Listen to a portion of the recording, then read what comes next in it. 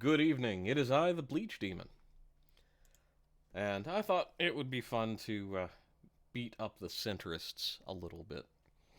And some of this obviously comes from Carl Benjamin slash Sargon of Akkad rebranding himself as a sensible centrist rather than the right wing reactionary that he's been portrayed as. And I think the biggest problem I've always seen with people who want to appeal to the center is that they really are not willing to stand firmly against the extremes of the other side because the Overton window constantly shifts. Currently, it has been shifting to the left. Perhaps it'll shift back to the right, but the center is always a flexible position in which you can always prove how clever and smart you are without actually doing any of the hard work. So, now is that to say these people are foolish or stupid? Absolutely not.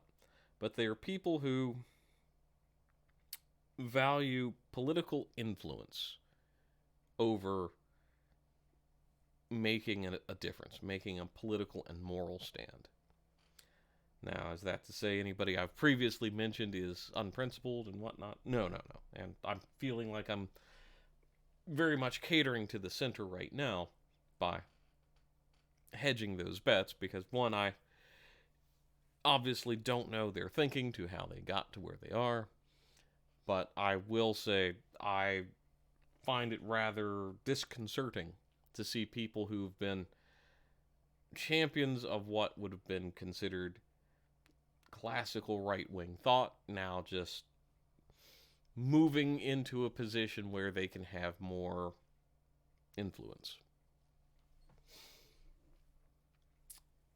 So, a few examples in the past, I would say, would be like political, thought pieces by, say, Bill Kristol and individuals of that nature who were portrayed once upon a time as right-wing intellectual juggernauts. And then they have come out as centrists, and basically they write long, very self-important articles that don't impact the everyman. And that ultimately is where the value of the right is, in my personal opinion. It's not these high-minded philosophical ideas. It's accessible to the everyman. It's not driven by utopia. It's driven by a practical, real world in which you can operate. Look back at tradition. Look back at all the many millions of generations of humanity. Pick out the best of what we have had to offer and discard the rest. Unfortunately, that means there haven't been any great groundbreaking intellectual theses and no philosophers of grand note, because the philosopher of the right is the farmer down the road. It's the man at the local shop that you've run into, the mother who has 3 kids and who knows what she's living her life about.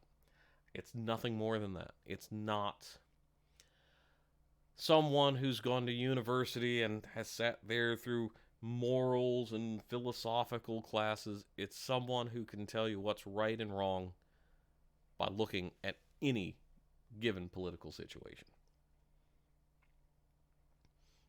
And that's it. That's ultimately why some people are repelled from the right.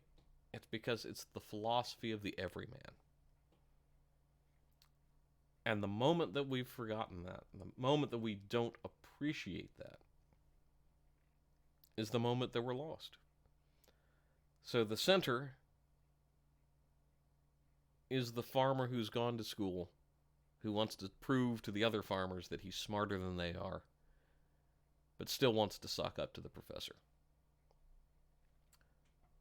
And on that, I will have to say, bleach out. There you go.